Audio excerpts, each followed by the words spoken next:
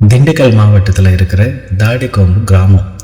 அதில் மரவப்பட்டி என்னும் ஊரில் ஒரு அதிசயமான வரலாறு இருக்குது. சுமார் 200 வருடங்களுக்கு முன்னாடி இங்கே புனித சந்தியாகப்பருக்கு ஒரு சின்ன கூரை கோவில் தான் இருந்தது. பின்னாடி அது செங்கல் சுண்ணாம்பு கொண்டு கட்டப்பட்டு புனித அடைக்கல மாதா ஆலயம்னு பெயர் மாற்றம் செய்யப்பட்டது. இந்த ஆலயத்தில் புனித சந்தியாகப்பர், செபஸ்தியார், அடைக்கல மாதா, அந்தோனியார் போன்ற புனிதர்களை மக்கள் மிகுந்த பக்தியோட வழிபட்டு வந்தாங்க. 200 ஆண்டுகளாக இந்த ஊரில் மிக பழமை வாய்ந்த புனித சந்தியாகப்பர் சிறுபம் அருளோடவும் சக்தியோடவும் இருந்துச்சு. காலப்போக்கில் மக்கள் எண்ணிக்கை அதிகமானதால் இந்த சின்ன ஆலயத்துக்கு பதிலாக ஒரு பெரிய புதிய ஆலயம் கட்டலான்னு முடிவு பண்ணாங்க. அதுக்கு பிறகு ஆலயத்துக்கு மேற்கே புதிய ஆலயம் கட்டப்பட்டது.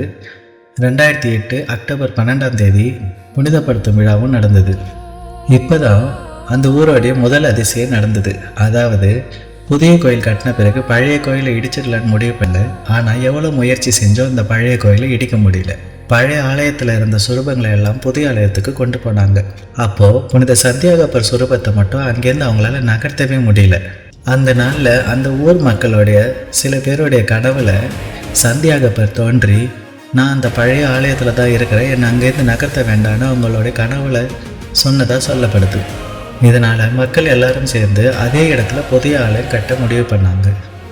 ஒரு வருடத்திலே கட்டுமான பணி முடிஞ்சு 2016 ஜனவரி 28 புனிதப்படுத்தும் விழா நடந்தது. அந்த நேரத்தில் திருத்தலத்திலிருந்து நறுமண வாசனை வந்தது. இந்த அதிசயம் இருக்க, இதுக்கு அடுத்த அதிசயமாக 2016 ஏப்ரல் 20 இரவு முதன் முறையாக அங்கே அற்புத நீரூற்று வந்தது. அதுக்கு பிறகு தொடர்ந்து பல முறை அந்த நீரூற்று தோன்றியது. இப்போ வரைக்கும் மொத்தமாக 80க்கும் மேற்பட்ட முறை அந்த அதிசயம் நடந்திருக்குது. இந்த எல்லா அதிசயங்களோடவும் மேலான அதிசயம் என்ன தெரியுமா? ஒவ்வொரு வியாழக்கிழமை இரவும் புனித சந்தியாகப்பர் அவருடைய குதிரையில் அந்த ஊரை சுற்றி வலம் வர்றதா சொல்லப்படுது. அவர் அப்படி வலம் வர்ற நேரத்தில் அந்த ஊர் முழுசும் நறுமண வாசனை வீசுன்னு சொல்கிறாங்க. அதனால் ஒவ்வொரு வியாழக்கிழமை மாலையும் நவநாள் ஜபம், திருப்பலி, ஆசீர்வாதம் அங்கே நடக்குது.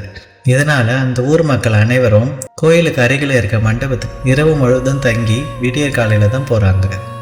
ஒவ்வொரு வருடமும் ஆடி மாதம் 2வது வாரம் வெள்ளிக்கிழமை இரவும் சனிக்கிழமை பகலும் பெரிய திருவிழா இந்த ஊரில் நடக்குது. இவ்வளவு அதிசயங்கள் கொண்ட இந்த ஊருக்கு போய் ஒரு முறையாவது புனித சந்தியாகப்பரை தரிசிச்சுட்டு வா.